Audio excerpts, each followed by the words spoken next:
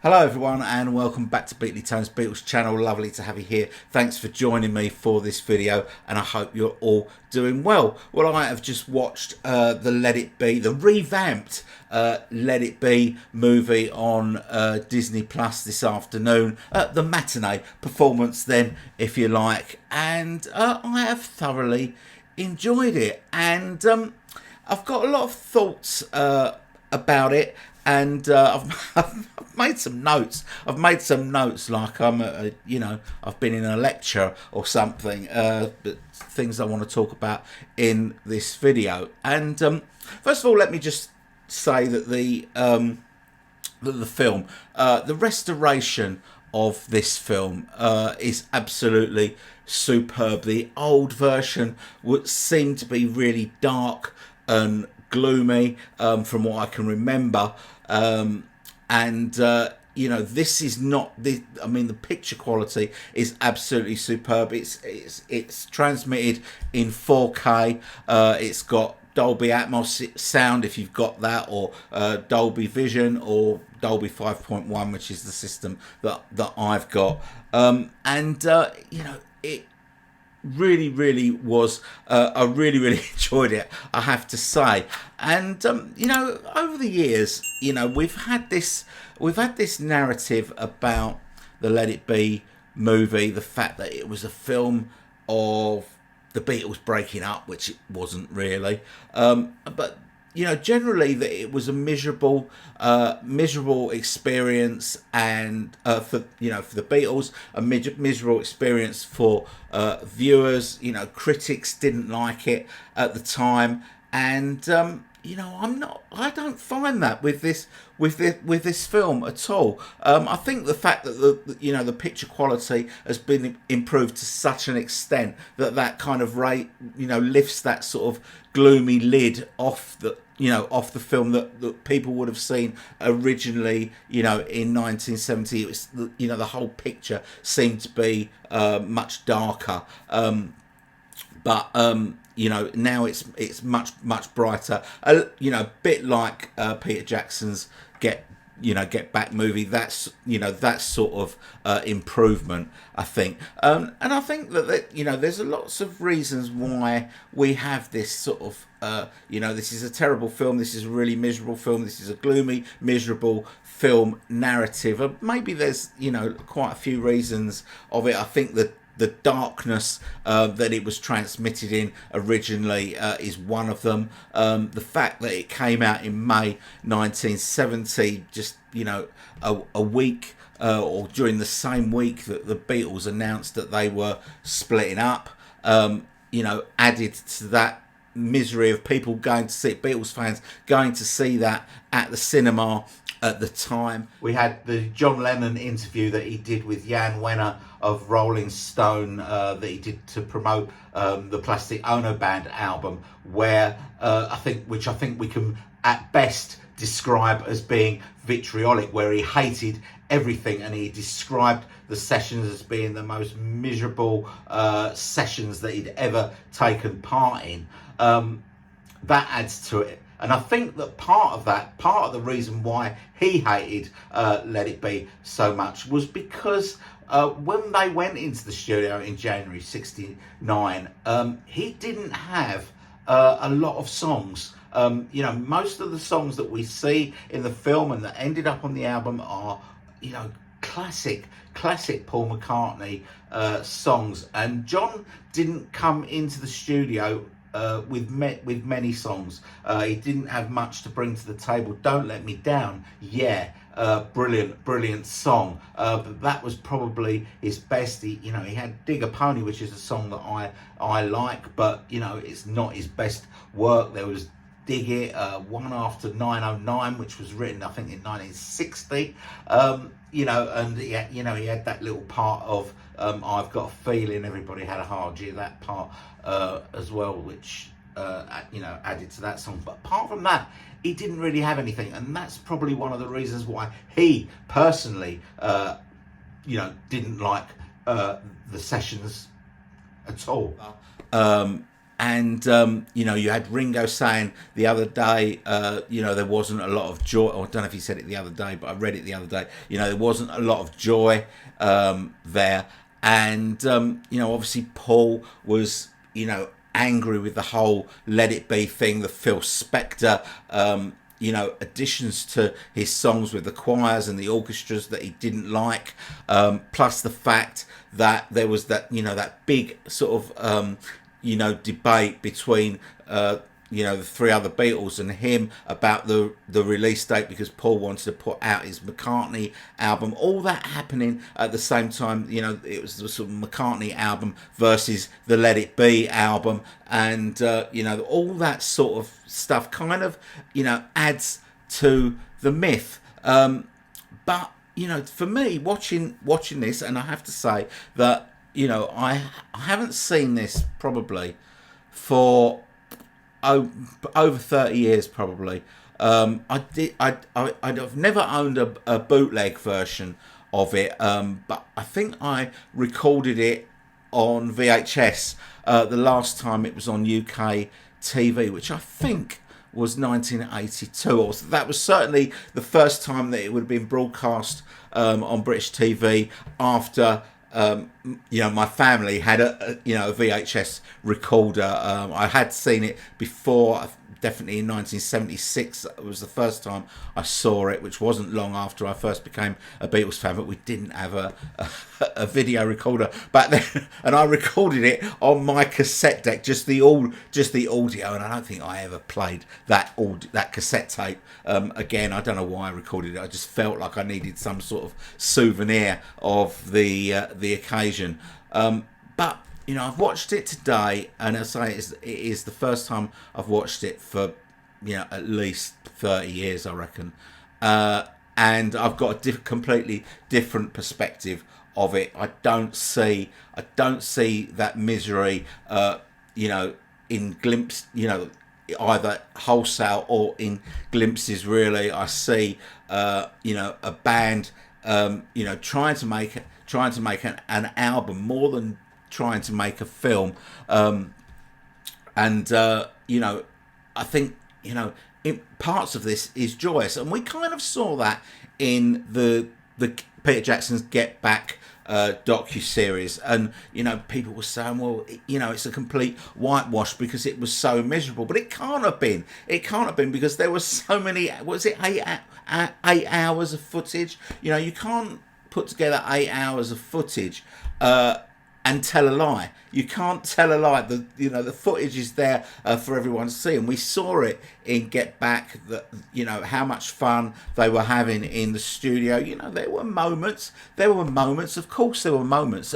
You know, I've been in bands on and off since, you know, I was 16, and you know, you have arguments with other band members when you're rehearsing or gigging or whatever it is you're doing. Those arguments happen.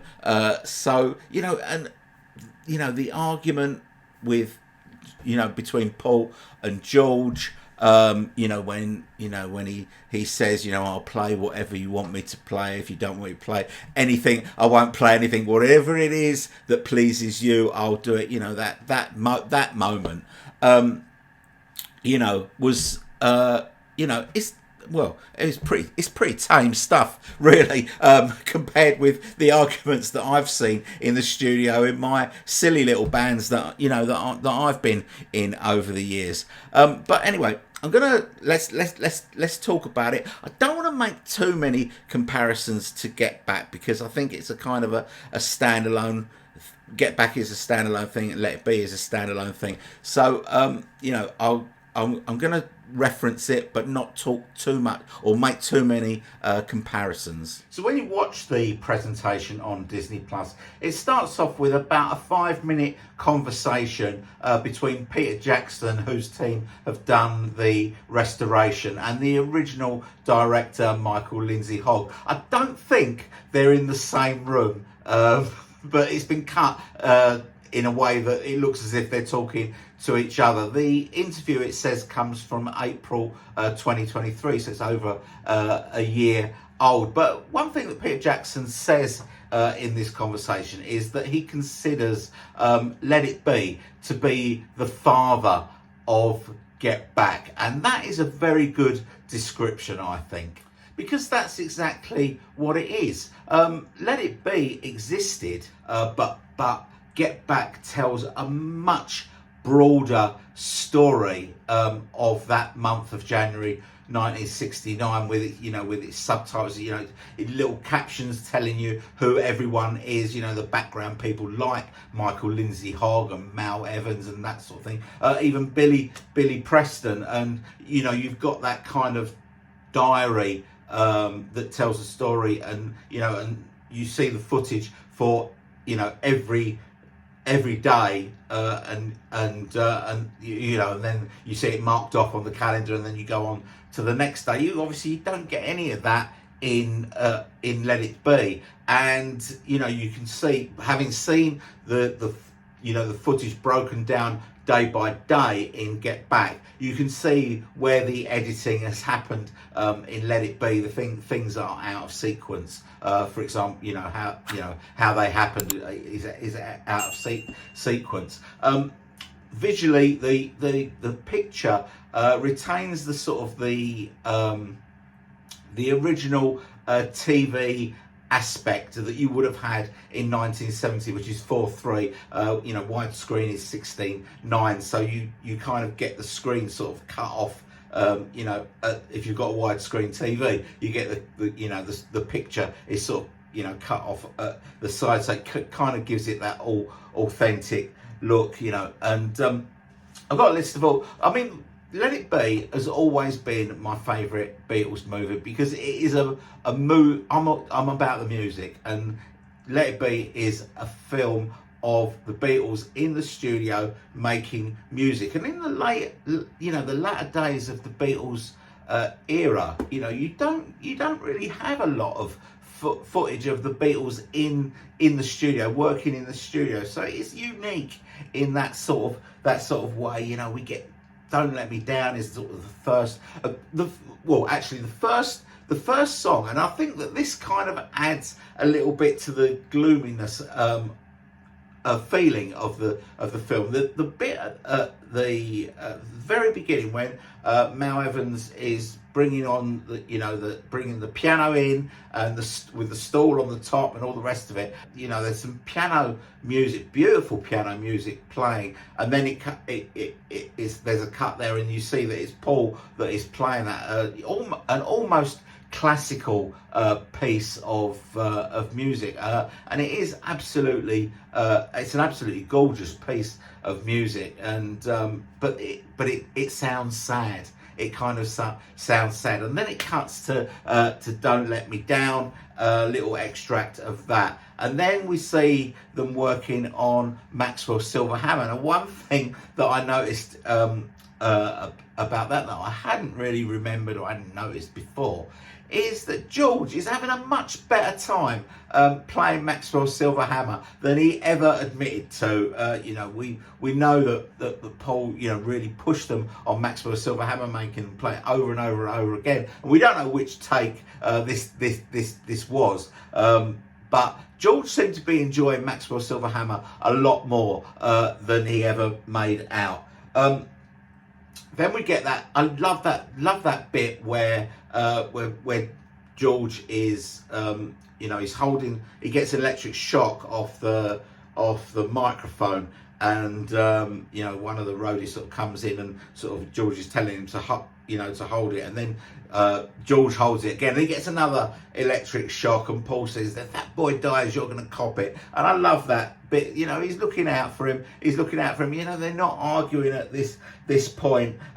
We then sort of go to I've Got a Feeling, and Paul is talking about that guitar break in the middle of that descending guitar line that leads it, them back into the verse, and when they eventually get it right, Paul shouts "Good morning," and it's all very joyous. We then see them working on "Oh Darling" and "One After 909."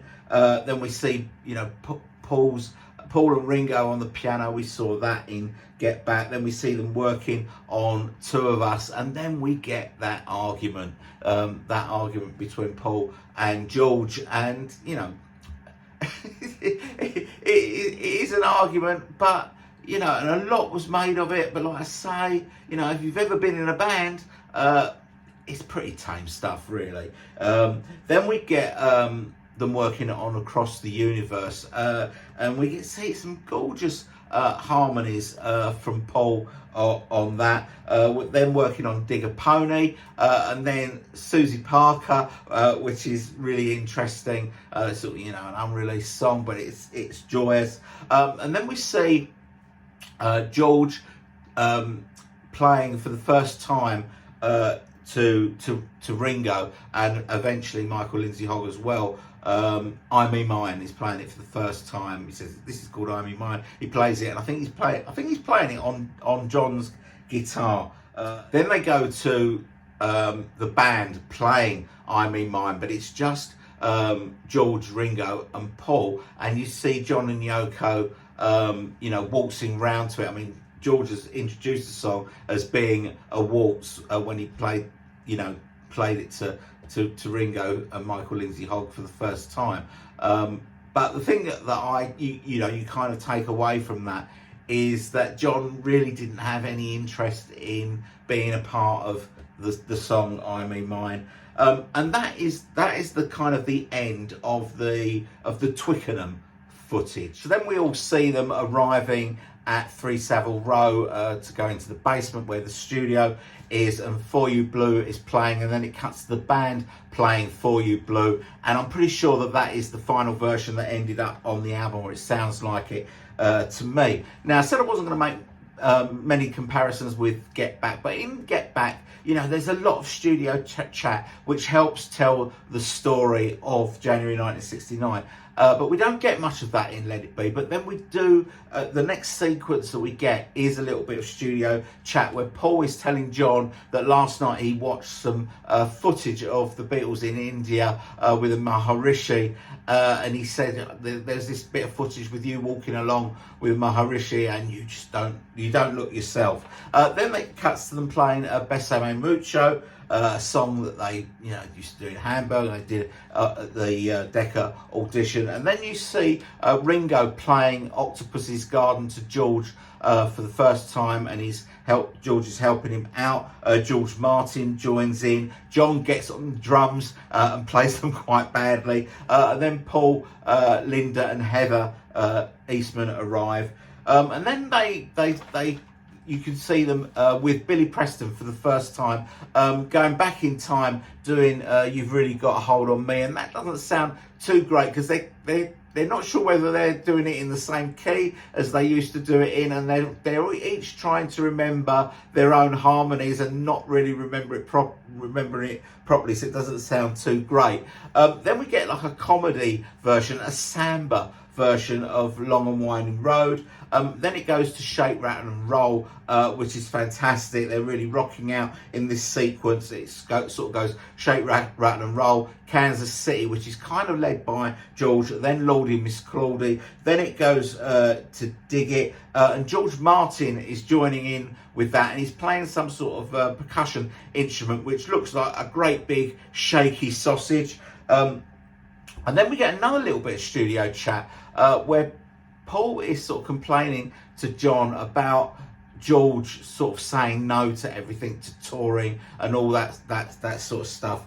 And then the next bit is we see what I think is the final versions of Two of Us, Let It Be, and The Long and Winding Road, which I believe were recorded on the 31st of January 1969, so the day after the Rooftop concert, but they're edited in here out of sequence, and that ends the Apple at the Apple footage, and then we're going up on the roof. You know, I probably don't need to say too much about the rooftop concert because we've all seen it so many times, but the song sequence that we see in Let It Be is Get Back, Don't Let Me Down, I've Got a Feeling, One After 909, Dig a Pony, and then the final version of Get Back. Now we see the way that it's been edited is we see the police entering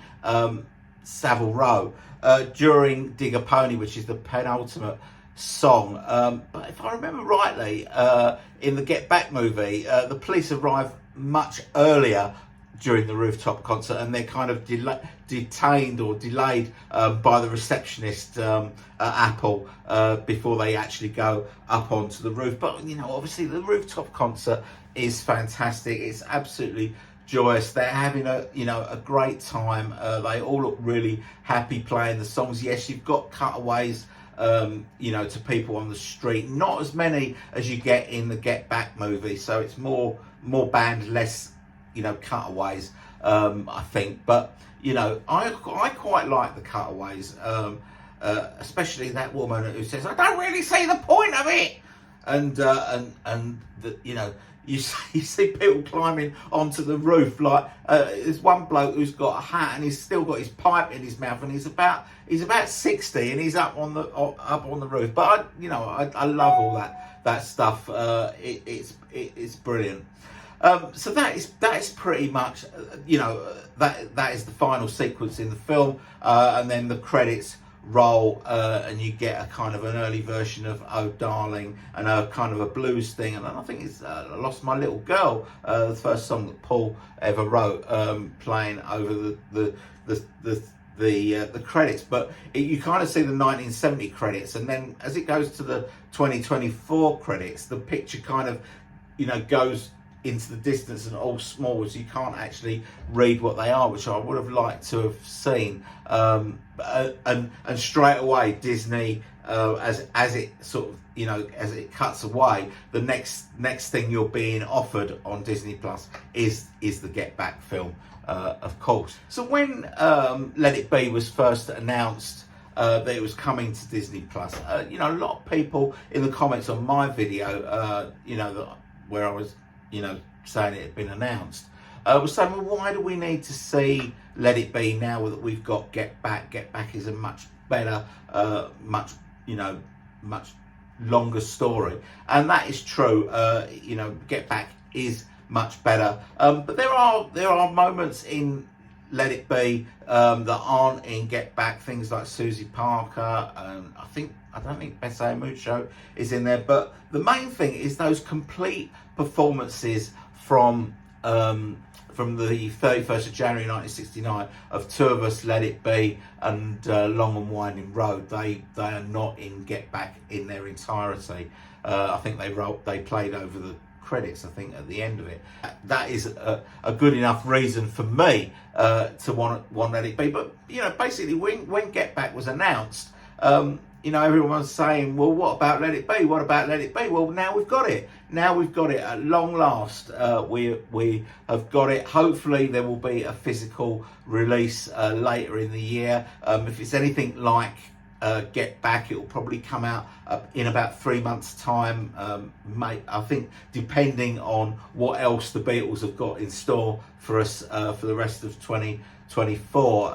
If we're going to get Rubber Soul, then they'll probably try not to clash it with that. But hopefully it'll come out on DVD and Blu-ray with some extras. Also, when I did the announcement of the revamped Let It Be video, a lot of people in the comments said they're not gonna subscribe to Disney Plus because they believe that Disney is the spawn of the devil, or words to that effect. Look, the subscription for Disney Plus is about £6 or £7 in UK money, which in London doesn't even buy you a pint and a half of beer. You can subscribe to Disney for 1 month for £6 or £7, watch Let It Be as many times as you want, and Get Back for that matter, and then cancel your subscription. So I think that for Beatles fans this is a must watch.